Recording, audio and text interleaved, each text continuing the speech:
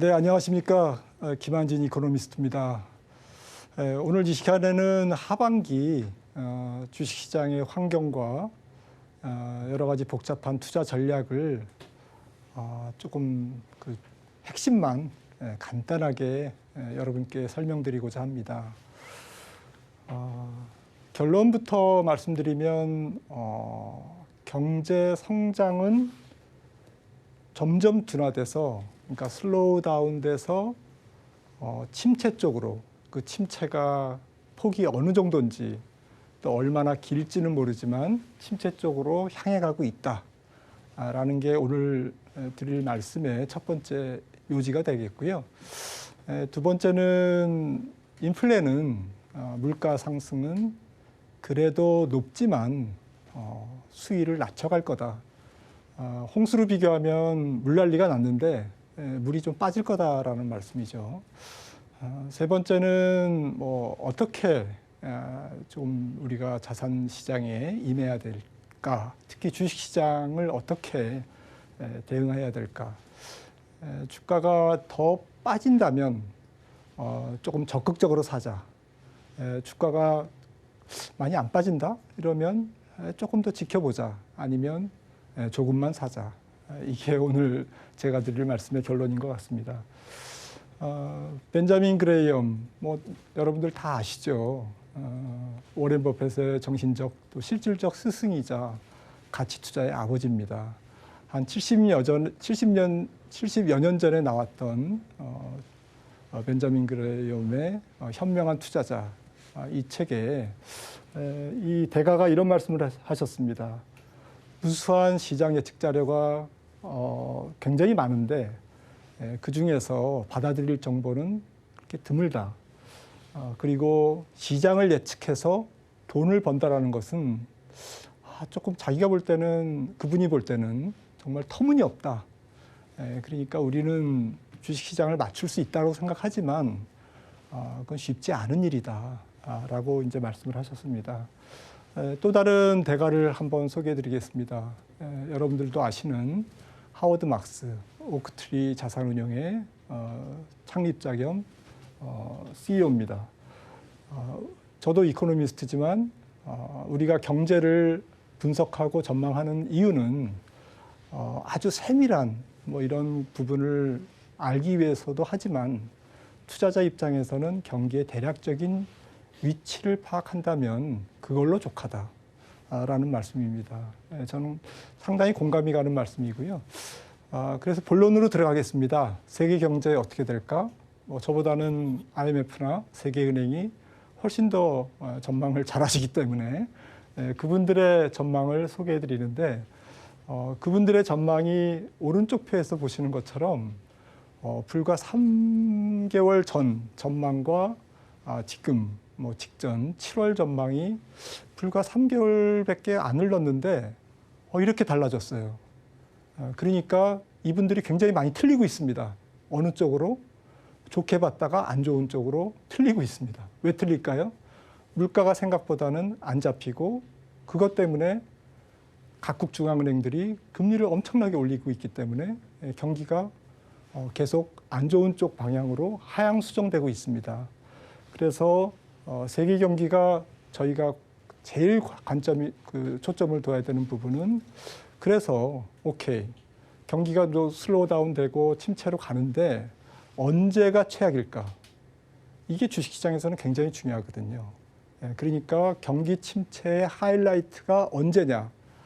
라는 부분을 오늘 좀 말씀드리고자 하는데요.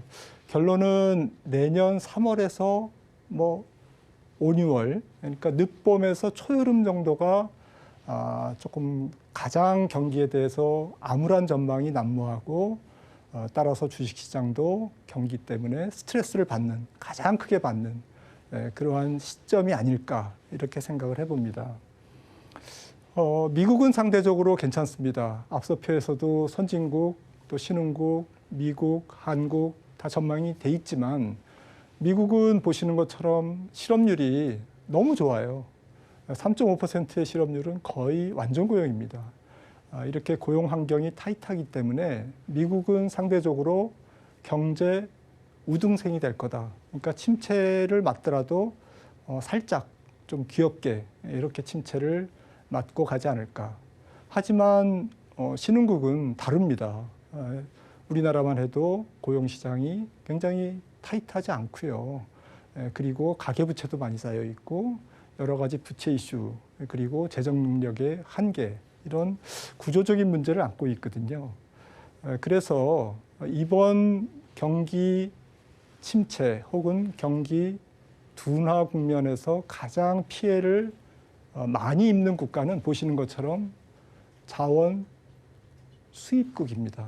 자원을 수입해서 뭔가를 만들어서 수출을 해야만 되는. 왜 그럴까요? 유가가 떨어지지만 서서히 떨어지고 인플레이션이 잡히지만 서서히 인플레이션이 잡히는 상태에서 투입 원가의 비용은 상승하는데 앞으로 경기가 어떻게 된다? 슬로우 다운 된다. 세계 교육이 준다는 얘기잖아요. 그러면 전체적으로 수출로 먹고 사는 한국, 대만, 일본, 중국과 같은 이런 나라들은 성장률이 더 하향 조정될 수밖에 없다라는 것이 세계은행의 전망입니다. 다음으로 인플레이션 얘기를 해보겠습니다. 정말 돈이 많이 풀렸죠. 연준이 코로나19 직후부터 지금까지 푼 돈이 무려 5조 달러입니다. 그리고 미국 정부가 재정으로 푼 돈도 한 3조 달러 되거든요. 이거는 뭐 굉장히 이렇게 놀라운 그러한 규모입니다. 이러한 엄청난 통합 팽창이 인플레이션을 가져왔는데요. 1950년 이후에 2차 세계대전 이후에 전 세계에는 12번의 경기 침체가 있었습니다. 그중에 10번이 3% 이상의 물가 상승 이후에 도래한 경기 침체였다. 그리고 그중에 5번은 5% 이상의 물가 상승에서 도래한 경기 침체였다. 다시 말씀드리면 3% 정도의 물가 상승이 이루어져도 경기는 침체됐더라. 근데 보시면 물가가 높게 형성될수록 그 음영돼 있는 부분이 조금 뚱뚱해지지 않습니까? 경기 침체 기간이 길어진다는 얘기거든요. 근데 이번에는 경기 침체를 불러일으킨 인플레이션이 미국 기준으로 몇 %였죠? 지난달에 9.1%, 이번 달에 낮아지긴 했습니다. 8.5%. 이렇게 굉장히 높은 인플레이션이기 때문에 연준도 굉장히 당황하고 있습니다. 보시는 것처럼 연준이 금리를 인상한 것은 3월 달이죠. 지난 3월인데 그때 미국의 물가가 8.5%나 됐어요. 그런데 보시면 과거의 그 연준이 연방준비제도가 미국의 중앙은행이죠. 중앙은행이 금리를 인상한 시점, 역사적으로 그 여러 가지 시점 케이스 중에서 이번에는 월등히 높은 금리 물가 상승 상황에서 금리를 올리기 시작했다. 첫 번째 스타트가 이루어진 금리 인상의 첫 번째 단추를 꿰n 시점의 물가가 어마어마하게 높은 상태다. 12개월 전으로 돌아가면 2021년 4월이 되겠죠. 그때가 4.2%입니다. 그러니까 저희들이 볼 때는 연준의 지각 긴축이 1년 정도 지금 지각 긴축이 일어나고 있다. 그 대가가 인플레이션, 물가의 뒷공무니를 쫓아가는 연준, 그리고 계속 도망가는 인플레이션. 이 숨바꼭질이 잘 언제 끝날까? 좀 가늠하기가, 예상하기가 좀 어려운데, 그럼에도 불구하고 여러 자료를 또 저 나름대로 분석을 통해서 인플레이션 전망은 보시는 것과 같습니다. 떨어지기는 하지만 역사적 평균, 특히 코로나19 직전에 2.5%에 도달하는 것은 올해도 아니고 내년도 아니고 후년 말이다. 이거는 제 의견이 아니라 연방준비제도가 그렇게 보고 있고요. 국제통화기금이 그렇게 보고 있습니다. 그러니까 뭐 조금 틀릴 수는 있지만 조금 시기가 좀 앞당겨지거나 더 늦어질 수는 있지만 대략적인 이러한 톤으로 물가가 떨어질 거다. 하지만 절대 수준은 만만치 않게 높다라는 것을 다시 한번 강조드리고 싶고요. 그래서 주식시장은 어떻게 되느냐라는 것이 이제 관심의 초점이죠. 저희 생각에는 결국 앞서 서론에서 말씀드렸듯이 경기 침체가 극도에 달하는 공포 심리를 불러일으키는, 그리고 미국뿐만 아니라 유로존, 전 세계 또 신흥국들의 경제가 굉장히 나쁜 그런 시기가 내년 2분기 정도라고 말씀을 드렸는데, 그 이유는 미국이 지금 고용을 해고를 이제 막 예고하고 있잖아요. 기업들이, 많은 기업들이. 이러한 기업들의 해고가 실질적으로 액션으로 일어나서 해고가 되면 사람들이 소비할 돈이 없어집니다. 지갑을 닫습니다. 그러니까 이러한 소비 침체는 우리나라 입장에서는 수출 부진이겠죠. 그리고 미국도 세계 경제가 나쁘니까 뭐 애플 같은 경우도 전 세계 국가를 대상으로 한 수출 비중이 50%가 넘거든요. 그러니까 미국도 다른 나라의 경기 침체에 영향을 받는 그런 시기가 올해보다는 내년 상반기 중에서도 1분기보다는 2분기가 될 가능성이 높다라는 관점에서 저는 내년 2분기가 주식시장의 대세 상승 혹은 약세장의 마무리 국면과 무관하지 않을 것이다라고 봅니다. 이렇게 경기 침체가 되면 연준이 특별히 금리를 안 올려도 저절로 물가가 낮아집니다. 사람들이 안 쓰니까요. 그러니까 결국 연준이 해야 될 일을 경기 침체, 수요 파괴가 대신해 주면서 물가도 낮아지는 시점이 내년 2분기가 아닐까. 그렇다면 지금부터 내년 2분기까지 뭐 3, 4월까지는 어떤 형태일까? 많은 변동성을 수반하고 또 오락가락하고 끝날 것 같은데 경기 침체가 끝나지도 않고 그리고 여러 경기 침체가 일어나면 부수적으로 여러 어수선한 일이 일어나거든요. 그런 부수적인 어수선한 일 중에 하나가 부채 조정입니다. 중국의 기업 부채, 특히 건설 혹은 부동산 개발 업체들을 중심으로 많이 쌓여 있는 부채, 기업 부채, 한국의 가계 부채, 그리고 중남미 또 동유럽 내지는 뭐 피그스 국가라고 그러죠. 이탈리아, 스페인, 포르투갈 이런 국가들의 부채 문제가 나타나겠죠. 뭘로 나타나냐? 여러 가지 환율의 변동이라든지 어수선한 어쨌든 뭐 여러 가지 신용 등급의 강등이라든지 또 외환 체력이 약한 기업은 디폴트가 일어날 거고요. 그래서 남아시아, 스리랑카로 출발한 남아시아 국가들의 연쇄적인 디폴트도 이때 가장 맥시마이즈 되지 않을까 이렇게 생각을 합니다.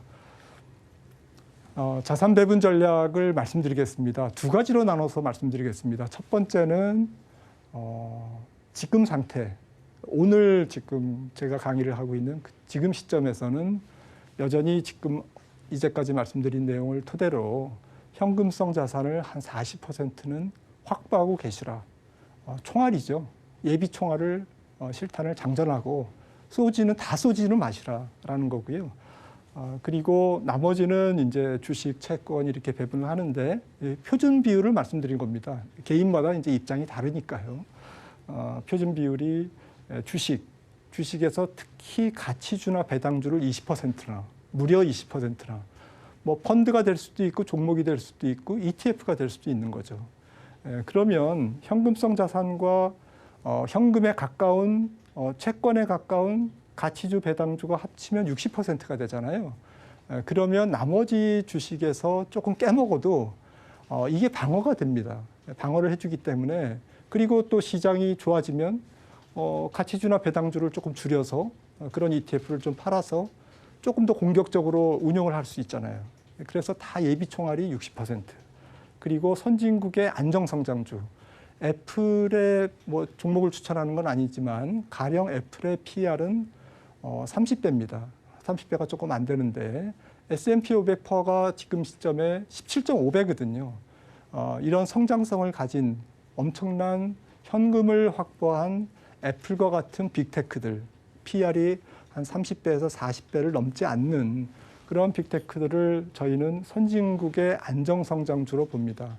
혹은 뭐 파이자 같은 혹은 뭐 비자 같은 그러한 안정된 전 세계를 대상으로 한 어쨌든 시장 지배력이 있는 선진국의 성장주, 안정 성장주를 10%는 뭐 ETF 형태로든 뭐 펀드 형태로든 종목 형태로든 가져가시면 나쁘지 않을 것이다. 이거는 종목을 중장기적으로 봤을 때 이러한 종목들은 성장할 것이다라는 믿음을 갖고 이제 일정 부분을 갖고 가자는 거죠. 국내 주식에서 특히 성장주는 아직까지는 한 5%, 그리고 신흥국 주식, 베트남이라든지 이런 신흥국 주식이 한 5%, 우량 채권, 반드시 우량 채권이어야 됩니다. 부채 비율이 굉장히 높은 기업들, 이자는 당장 많이 받을 수 있지만 그런 회사채를 사면 경우에 따라서는 원금이 손실될 수가 있다는 거거든요. 그래서 우량 채권, 국채 혹은 투자 등급 A+, AA 등급 위주로 가시라는 얘기고요. 하지만 두 번째, 만약에 주식시장이 또 내려가고 혹은 저희가 생각하는 것보다는 경기 침체가 일찍 끝나고 뭐 그럴 수도 있지 않습니까? 그런 경우는 조금 더 공격적으로 좀 상황의 컨틴전시 플랜이라고 그러죠.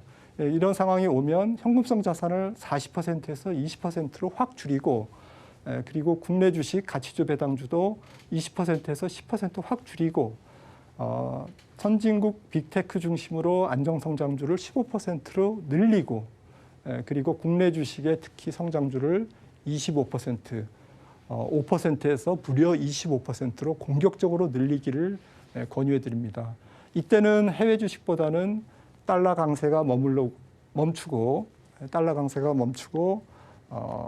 다시 원화가 좀 강세로 갈 수 있기 때문에 조금 해외 주식보다는 국내 주식에 조금 우량한 또 저렴한 어쨌든 안정성장주 혹은 기술주를 중심으로 투자를 해나가는 것이 좋지 않을까 이렇게 생각을 합니다.